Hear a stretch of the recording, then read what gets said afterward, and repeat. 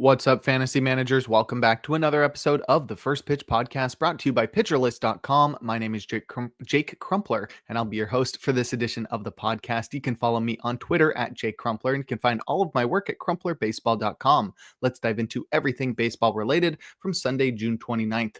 We'll start it off as always with the transactions, injuries, news, and notes from around the league, kicking things off with the bad news as outfielder Luis Robert Jr. was placed on the 10-day IL with a hamstring strain. It looks like Michael A. Taylor is expected to take over every day in center field for the White Sox until Luis Robert Jr. has returned healthy from his hamstring strain. In terms of transactions, starting pitcher Marcus Stroman was activated from the 15-day IL to start versus the A's. He had been out for a while with knee inflammation, and Stroman in his return tossed 5 innings, allowing 3 hits and 1 earned run while walking 2 and striking out just 1, inducing 4 whiffs with 18% CSW across 74 pitches. So clearly still has a little bit of ironing out of his skills to do. 4 whiffs, 18% CSW is not going to cut it. Doesn't suggest that the 1 earned run across 5 innings is sustainable. Alan Winans was optioned to the minors in a corresponding move to make room for Stroman. Our other transaction involves starting pitcher Jonathan Cannon, who was activated from the 15-day IL to start versus the Giants. He had been out for a while with a lower back strain, and he was limited in his return, tossing 3 innings, allowing 3 hits and 1 earned run, walking 3 while striking out 4, inducing 9 whiffs with 29% CSW across 69 pitches to make some room for Cannon on the roster. Wickelman Gonzalez was optioned to the minors. In terms of news, relief pitcher Jordan Hicks is expected to be activated from the 15-day IL today to join the Red Sox bullpen. Hicks has been out with toe inflammation since prior to the trade that sent Rafael Devers to the Giants. So Jordan Hicks will join the Red Sox bullpen. Next, we have starting pitcher Zach Eflin, who's expected to be placed on the 15-day IL today with a lower back strain. Cade Povich is likely to return from the IL this week to replace Eflin in the rotation. I don't expect Eflin to be out much longer than the minimum 15 days.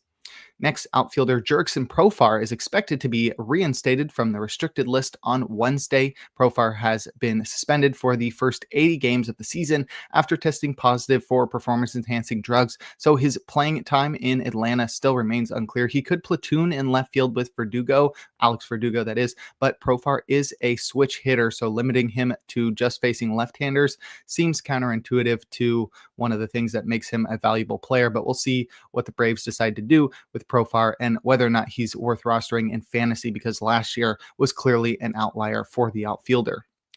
Next, we have starting pitcher Matt Waldron, who is expected to be activated or to be recalled from the minors today to start in Philadelphia. He'll be replacing the injured Ryan Berger in the Padres rotation, and that's knuckleballer Matt Waldron. And lastly, third baseman Royce Lewis is expected to be activated from the 10-day IL tomorrow, July 1st. Lewis has been out with a hamstring strain and should reclaim everyday third base role in Minnesota. Now we can take a look at our notable performances from Sunday, a day in which we had a full slate of 15 games. We'll start it off with our hitters, leading off with DH Nolan Gorman, who helped the Cardinals to win in Cleveland, going 1 for 3 with 2 runs, a home run, 3 RBIs, a walk, and a steal to complete the combo meal. He's up to 7 homers and 1 steal on the season now. It's a homer on Sunday, traveled 428 feet at 111 miles per hour. And after last year's struggles, Gorman has had to fight for playing time in St. Louis, but it's great to see him addressing his biggest flaw, cutting his strikeout rate by nearly 10%. Unfortunately, while Gorman's more patient approach has led to more contact, it's come at a loss to his batted ball quality, as Gorman's 11% barrel rate is still solid, but is the worst of his career. Ultimately, his 2025 adjustments will make him a more consistent hitter in real life, but may make him less attractive in fantasy circles. He'll continue to play pretty regularly for St. Louis, but without outlier power numbers, Gorman is relegated to fantasy relevance in deeper leagues. Next, we have shortstop Corey Seager, who did all he could, but the Rangers lost to the Mariners. He went 1 for 4 with a run, a home run, 3 RBIs, and a walk. It was his 10th homer of the year, and it traveled 395 feet at 106 miles per hour. Seager has gotten off to a slow start this year, as evidenced by his 772 OPS, and a pair of IL stints are to blame. However, he's hitting his stride as we wrap up June, as he's homered in each of his last 3 games. Prior to this power surge, Seager was being very patient, attempting to make up for his lack of at-bats due to those injuries, and he was having trouble lifting the ball, but he seems to have fixed that now, and your chances of buying low may be slipping away. Seager's StatCast metrics and plate plate discipline metrics are all in line with past seasons, and he should have a monstrous second half lined up. And lastly, we have catcher Luis Torrens, who did all he could, but the Mets lost in Pittsburgh. He went 2 for 3 with a run, a home run, and an RBI. Was his second homer of the year, and it traveled 388 feet at 101 miles per hour. Torrens is getting a shot at an everyday role with Francisco Alvarez figuring things out in the minors. And Torrens' surface stats suggest he's not worth the attention in fantasy leagues, batting just .222 with a .636 OPS. However, under the hood, Torrens is pretty intriguing. He's sporting career highs with a 15% barrel rate and a 55% hard hit rate, both highly impressive marks, especially for a catcher. But Torrens has severely underperformed, as evidenced by a 100-point gap in his WOBA and xWOBA. That's enough for me to be taking a look at Torrens as a C2 in 15-team leagues and deeper. But if you'd like more information on notable hitting performances from Sunday, check out the Daily Batters Box article over on PitcherList.com. Now we'll head to the mound and check out some notable starting pitching performances, opening with Tarik Skubal, who helped the Tigers to win against the Twins, tossing 7 shutout innings, allowing just 1 hit and 1 walk while punching out 13. He induced 22 whiffs with 45% CSW across 93 pitches to earn the golden goal, as he led baseball with 22 whiffs to earn the gallows pole and led baseball with his 45% CSW to earn the King Cole. This was a much needed bounce back for the reigning Cy Young Award winner, and is his second Baker's dozen strikeout performance of the year. Facing an exclusively right-handed lineup, Skubal's changeup was unhittable, inducing a whopping 15 whiffs for 58% CSW. He didn't need much else with the success of his slow ball, but his four-seamer and sinker combined for 32% CSW as they earned strikes, forcing Twins hitters to swing at his changeup. Skubal is doing his best to maintain his status as the number one pitcher in the game, and nights like these make it obvious that there's no one better. Skubal gets the Guardians in Cleveland next, and there's not even a thought about whether or not you're starting him there. It's a yes. Next, we have Chad Patrick, who did all he could, but the Brewers lost to the Rockies. He tossed 5 scoreless innings, allowing 4 hits and 2 walks while punching out 8, inducing 15 whiffs with 30% CSW across 99 pitches.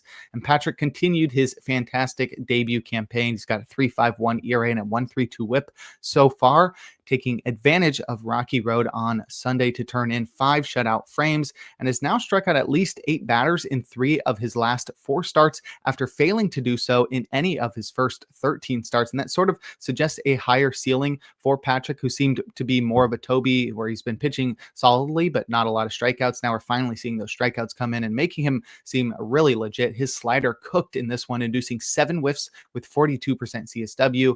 He kept batters off of the slider by returning 74% strikes with his sinker for 36% CSW, and incorporated 4-seamers against left-handed batters for 3 whiffs and 31% CSW.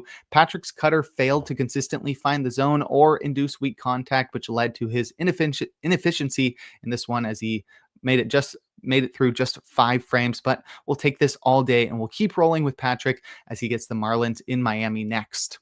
Lastly, we've got Jack Leiter, who did all he could, but the Rangers lost to the Mariners. He tossed 6 innings, allowing 7 hits and 1 earned run while walking nobody and punching out 7. He induced 14 whiffs with 28% CSW across 88 pitches.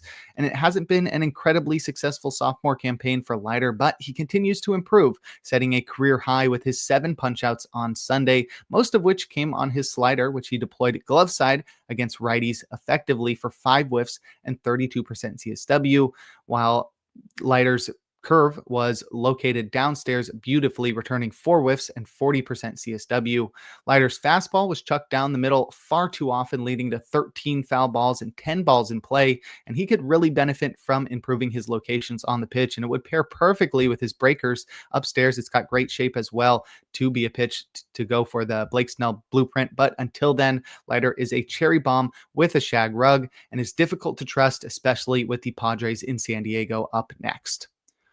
But if you'd like a breakdown of every single start from Sunday, give the Plus Pitch podcast a listen and check out Nick's daily SP roundup over on PitcherList.com.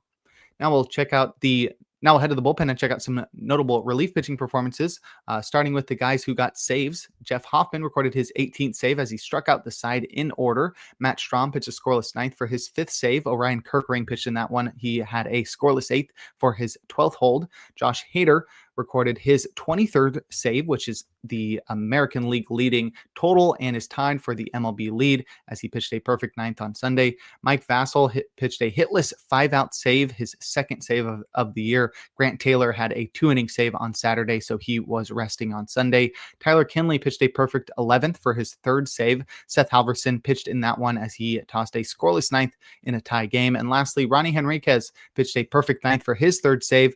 Calvin Fauché also pitched in that one, allowing 2 runs while pitching the 8th.